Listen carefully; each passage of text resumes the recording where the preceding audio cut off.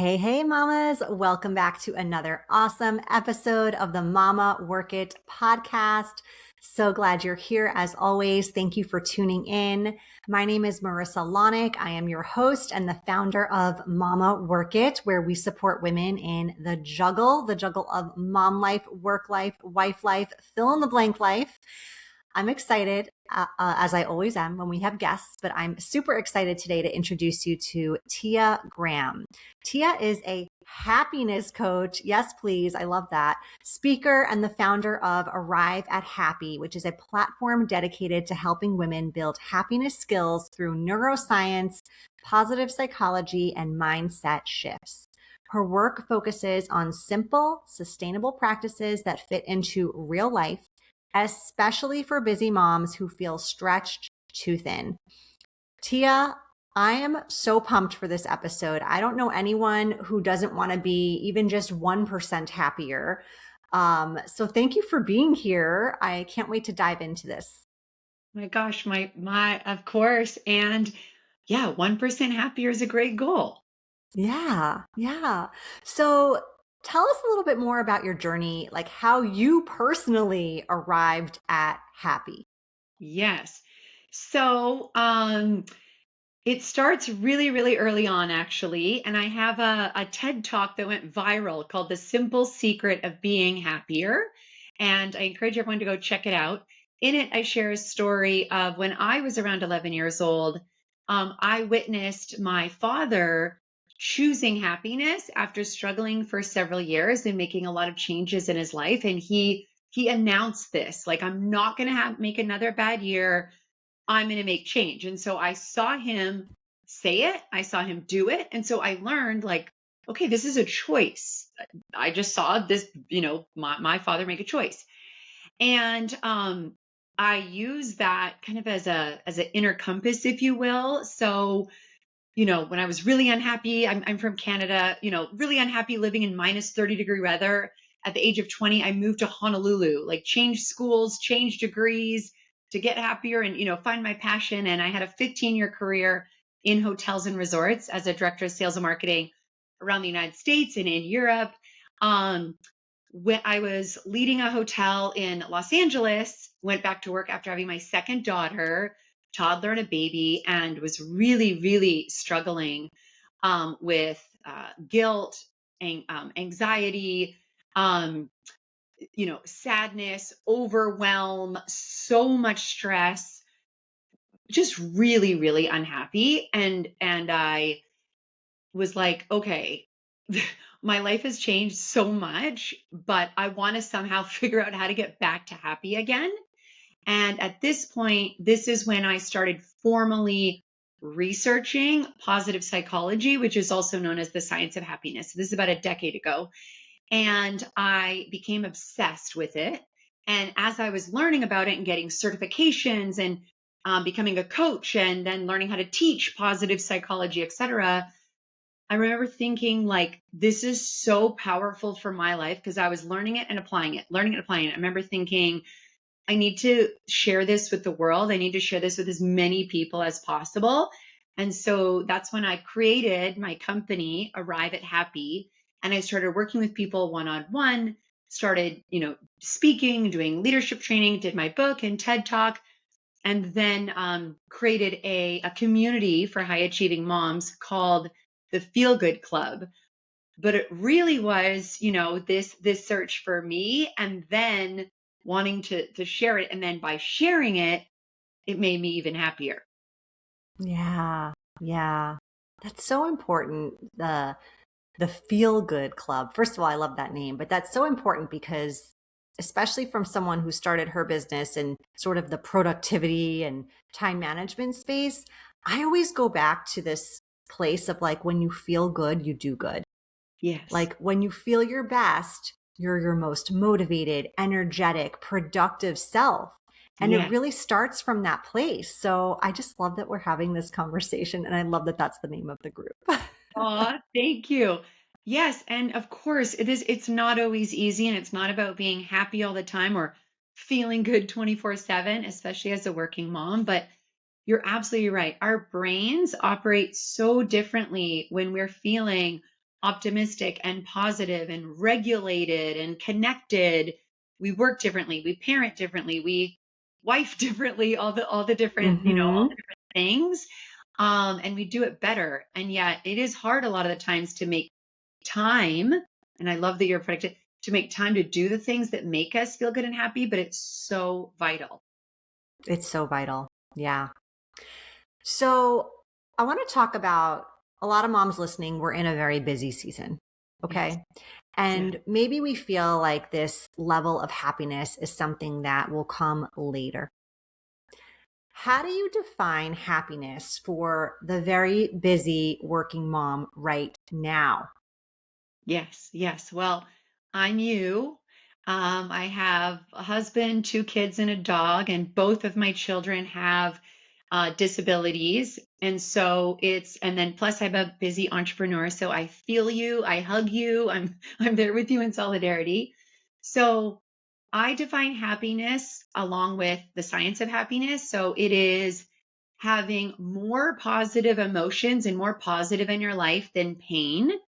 So it's not about not having any pain, but it's about having more positive than pain.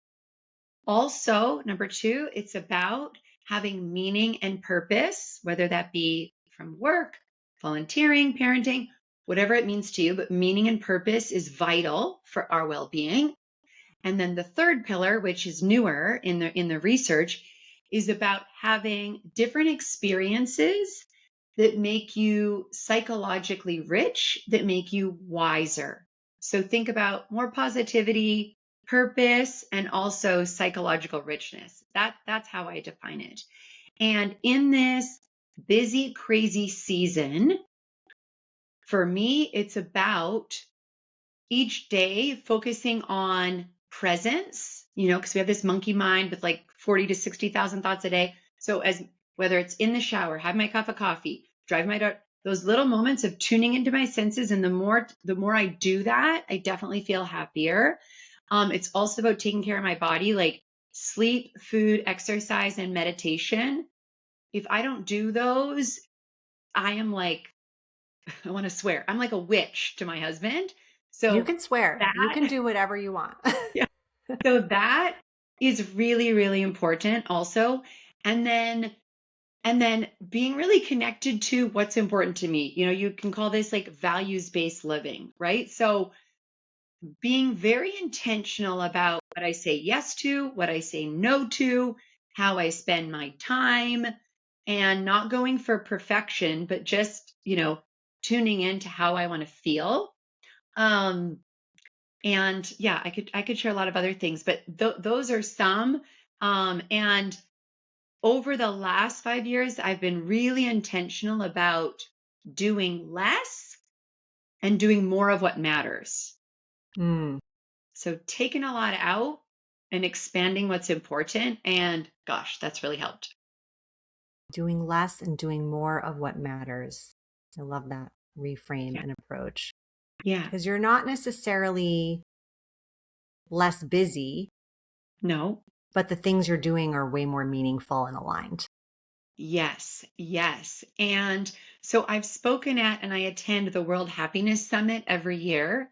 And every single year, there's so many talks and conversations around death and just how mortal we are, right? Yet we all think we're like, oh, we're going to live to 93. You never know. And so, if someone said you have 6 months to live or you have a year to live, how would you live? Are you kind of like those big rocks? Like, are you taking care of your big rocks? Because email can fill your day all day, every day, right? But would you be like, oh my God, 8 hours of email? Like I got 6 months to, no, right? So, that is another really, and I actually have a little coffin rock that one of the speakers gave me. It's on my bathroom counter. And I look at it and I'm like, okay, I'm alive, right? Just that constant reminder, because life can be so crazy and so hard. But that's like a good centering also. Yeah. Well, we take it for granted because it's like, well, of course I woke up. I wake up every day, but it's like, well, that's not Addition. guaranteed. Yes, Yeah. yeah, we do take it for granted. So you have to be like focused on not taking it for granted. Yeah. Yeah. Why do you think so many moms feel overwhelmed, disconnected, emotionally drained, even when they like have this checklist of all the things they've ever wanted, like the career, the kids, maybe the marriage, the house, the dog, like whatever it is that they always envisioned for themselves, but yet they aren't like they haven't arrived at happy. I'll go ahead and use that phrase since that's the name of your company. Yeah. So I'll talk about each one. So moms and working moms feel so overwhelmed because they have way too many things to do and way too many things that they're responsible for with work, home, kids, family, self-care, friendship, community, and everything else. Yes. And when the list of to-dos and the responsibilities, basically it's over capacity, right? And so um and it's not that any mom, if a mom is like, I'm so wrong, you're not doing anything wrong. It just means that there's too much for your capacity. And so if you want to, and I've been there, especially when I was in the hotel industry with little kids, is you can do this with yourself, with a friend, with a coach, with a therapist. The only person to help you decrease that load, first of all, is you to figure out what is everything that I'm physically responsible for, and then also the mental and visible load. Put that all, like I have an Excel spreadsheet of my entire mental load. The next step then, if you are married or have a partner, is to then, talk through that. And I love the fair play method, is great. But, talking with your boss or maybe with, is it family members, but either taking things off or delegating and sharing the load, because you can absolutely move from a place of overwhelmed to feeling calm and inner peace and grounded, and that you have the capacity to do everything, but you have to make the time to do that. um, for the disconnected piece, so the number one predictor of happiness for humans around the world across ethnicity, age group, religion, the number one predictor of happiness is human connection. So human connection is spending time with people you care about and who care about you. So this is your friends, family, kids, husband, etc. And a lot of working moms are, their days are so filled with all of these activities, and you might be around humans, like in the morning there's humans around, or your husband's around, but are you actually connecting, right? And so that's why I'm a huge proponent of, is there anything you can outsource? Like, not everyone has the ability to have like a house assistant or a house manager or a full-time nanny, but maybe you can hire someone 3 hours a week to do your laundry. And then you choose to take that time to see a friend or go on a hike with your husband or play with your kid, whatever. So it's about like figuring out how to have that connected time so that you don't feel disconnected. And this is all about intention and planning, putting in your calendar. Again, no one's gonna do it for you. And because of our phones and the internet and everything, we feel like we are super connected because we have like 700 friends on Facebook, or that's not the same thing, right? Connection is when you're on the phone, when you're doing a FaceTime, when you're doing a Zoom like this, or in person and you're not looking at your phone. That's what we as moms need more of. And the good thing is, it doesn't have to be a long time, right? Like I can play with my daughter for 15 minutes on a swing, and it doesn't have to be 3 hours. It's like focused, give, make her laugh. And then the emotional drained, and I feel this big time. I am a big emotional feeling person. Um, is that we give so much of ourselves to everyone. And we also have mirror neurons in our brain. And so all of the emotions around us are contagious and we take them in, especially our kids' emotions. Right. Yes. And Yes. so it kind of goes back to the overwhelm of like, we can be emotionally overwhelmed because we only have a capacity for this. And a lot of us don't have the time and or haven't been taught and don't practice how to properly process our emotions, right? How to take that time when we're feeling to pause and go, what's happening in my body? Like those somatic practices. What's going on with my thoughts? How am I reacting? What's triggering me? Um, and so you can figure out what are those emotional drainers and what you need to do to either create boundaries or create space or take breaks or delegate, etc. Um, but this is actually one of my big intentions for 2026 is I want to manage my emotions better, not perfectly, but just get a little better at this. I'm actually reading a book on it right now because I think that's a hard one for moms. I think so too. I think a lot of us are empaths and we really absorb the energy around us and the emotions around us without even realizing it. Yeah. I know I do. And that acknowledgement is a really good first step just in noticing it. So I've started noticing it more and then just, kind of reminding myself like, this is their emotion, not mine. Right. And I'm not responsible for their emotions. Yeah. Yeah, which is hard, right? We want our kids to be happy all the time and Yeah. that's And you an want to fix it. You unrealistic want to goal. fix it. Yeah. Yeah. But you And know what? I've started reframing in the sense of like I'm robbing them of a growth experience if I don't let them experience it. yeah, I can certainly be there as a support and like a safe space. But if I don't allow them to go through it and grow through it, I'm really depriving them of that. yeah, yeah. And that we want them to grow up having the skills to experience, feel, and get through it. And right. And it builds resilience. Yeah. Last year, I did courses on collaborative problem solving and learned so much just about I'm quite an empathetic person, but I got a lot of new skills on just how to show my kids true empathy and increase validation. And I feel like that is a power tool in like a parent in the parenting toolbox. I Um, bet. yeah, but and it's hard, right? It's hard to sit and see someone you care about struggle. Yeah. Yeah, totally. So you often say that happiness it's not an emotion, it's a skill. So what does that mean exactly? Yeah. So I also love to say that happiness is not something you feel, it's something that you do. And so, in terms of it being a skill, so the first skill is understanding that we all are genetically predisposed to have a certain level of happiness, right? Genetics play a massive part. And yes, there's epigenetics, there's things that can change, but we do all have our genetic code that we're born with, right? And the environments we live in, those are things that are mostly out of our control.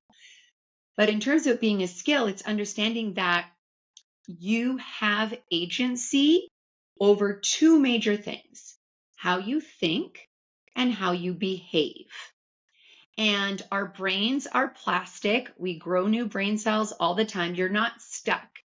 And so, Dr. Ben Shahar, who used to teach happiness at Harvard, that I studied with, taught me this incredible acronym that is really powerful. And everyone listening, remember this acronym. The acronym is SPIRE, SPIRE.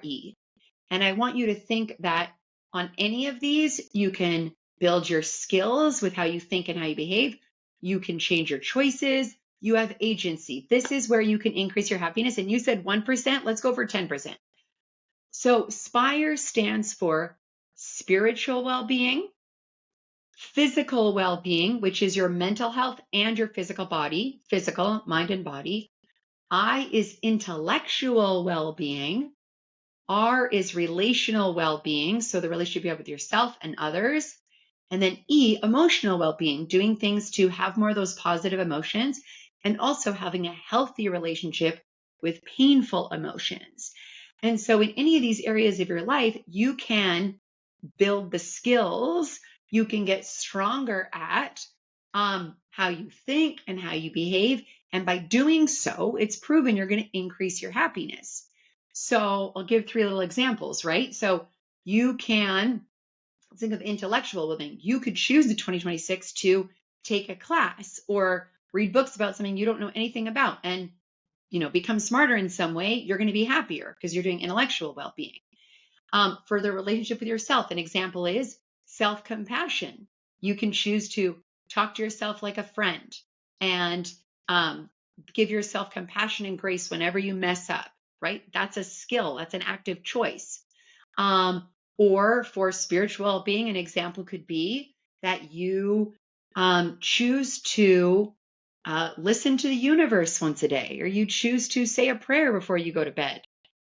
And there's thousands of choices, like there's thousands of research papers. And so that's why I say it's a choice and knowing how much agency you have. And it's this lifelong journey. I love that. I love, obviously, as a coach, I love actionable steps. So I love how practical those are. I love how simple and easy those are. And I love a good acronym. I'm kind of nerdy like that. So thank you for sharing. Of course. So, last question before we go into our lightning round here.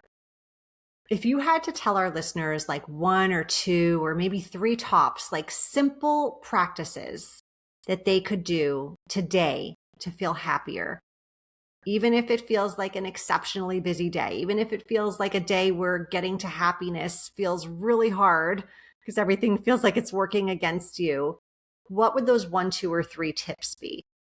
Okay, so I'm with you. If it's a day where you feel like you have no time and your to-do list is like a scroll, right? Three things I would do is, well, go back before. I would make sure that I get a good night's sleep. It is Mm-hmm. almost impossible to be feeling positive, feeling well if you're tired. And a lot of moms don't feel like they have the time to get the sleep. Do it. If I were your coach, I would say do it. So that's one. I would make sure at least 7 hours minimum. The second thing I would do is I would move your body a little bit. I sometimes do 7-minute workouts on this app called Seven, or I'll do a 20-minute yoga, or I'll go for a 10-minute walk, right? You don't do an hour Peloton class. I don't have time for that. Just move your body a little bit because it's going to help you get into the right headspace. And a really easy thing I would do, I mean, I have like 50, but another thing I would do is I would write down what you're grateful for on a notebook. So I have a gratitude journal in my bathroom 3 or 4 times a week. I write down as many things that I feel grateful for. And I've just trained my brain to focus on what I have versus what I haven't, or what other people have on Instagram, right? Like, because comparison robs you of joy. So let's do sleep, movement, and gratitude. Okay. Simple enough. Thank you. All right, Tia, we are going to move on to the part of our show where we call it the lightning round. And I like to just ask our guests really random, personal, fun questions just so we can get to know you a little bit better outside your area of expertise. Are you ready? Sure. Okay. You said you were reading a book. So tell us the title of the book. What is it? And so we can recommend it to our listeners. Yes. So last year I was diagnosed, actually, me and my girls were all diagnosed with ADHD. So the book I'm reading is the ADHD Workbook for Women. That's one. And I'm also reading Mind Magic, which is about manifestation using neuroscience. Oh, love that. Okay. Really good. I recommend. Adding to cart. Yeah, really good. I'm all about that. If you could only eat one food for the rest of your life, what would it be? I'm curious what you're going to pick because I want to know if this is like a food that makes you happy. Yeah. So there's so much research on the connection between food and happiness, and Yeah. food can make you unhappy or less happy. depending on what you eat. I don't know. The first thing that came to mind was nectarines. Oh my I gosh, mean, that's rest of my the life favorite seems like hard, fruit. but I love nectarines. And I was at the grocery store yesterday and I was thinking, oh, I can't wait till it's nectarine season again. I feel the same. Nectarines are my favorite fruit, and They're I get so so good. sad because they're only in the supermarket like a short time of year. Yeah. But Tia, you are so lucky because you live in California. And Yeah. when I used to live in California, we used to go and actually pick peaches and nectarines during the season, and it was the best. They I'll have to tasted do that. so I haven't picked them delicious. yet. Yeah, yeah. I bet they grow near you. All right. If they made a movie about your life, who would you want to play you? Oh gosh, I've never been asked that or thought that before. I don't know. I feel like I don't know. I immediately think of like who's a brunette actress. I don't know. I Um, can I say I'm getting some Jennifer Garner vibes. sure, she's fun. She is so cute, and I feel like she is very happy too. She is. Yeah, I feel like she makes choices. Yes, she's conscious about it, intentional. Yeah, yeah. All right, last question. What's your I'm gonna alter this a little bit. I usually ask what's your get it done song? What is your happiness song? Oh, so I don't actually have a song, but what I do is, and this might be helpful, I put on playlists and types of music based on how I want to feel and the energy that I want in the home. So sometimes it's like super fun dance, like I'm going to dance with my girls, and other times everyone's crazy and I want to like kill everybody and I'll put on like Enya calming instrumental guitar. And other times it's like Jack Johnson because I used to live in Hawaii. So I use music to set the mood, but one of the things I love to do is go out dancing. One of my best friends lives here. And so maybe about once a quarter, we'll go out and like dance till 2 in the morning, which isn't that much, maybe twice a year. Um, and that makes me really happy too. That's awesome. I don't know when the last time I danced till 2 in the morning was, but those can be some really happy nights. Yeah, yeah, just with a girlfriend and you can kind of feel 25, I guess. I feel it internally. Yeah, totally. I Yeah, was just with my mom, and my mom's 75 and she's like, I feel 45. And I was like, yeah, I feel like 28. So nice. yeah, yeah. The gene pool is strong. All right, Tia, tell our listeners where they can find you, learn more about the Feel Good group, Arrive at Happy, all the amazing things that you offer. And we will definitely link your TED Talk in our show notes as well. Thank you. Yes. So and I have a book called Be a Happy Leader for I know you have leaders that listen too. So the best place is my website. It's my name, Tia Graham, TIA Graham.com. I'm also super active for working moms on Instagram, Tia E Graham.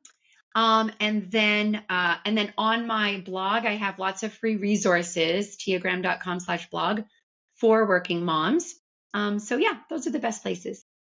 Amazing. Well, thank you. Thank you for bringing some happiness to the show today. We appreciate you. Such a good way to start the year. Thank you again for having me.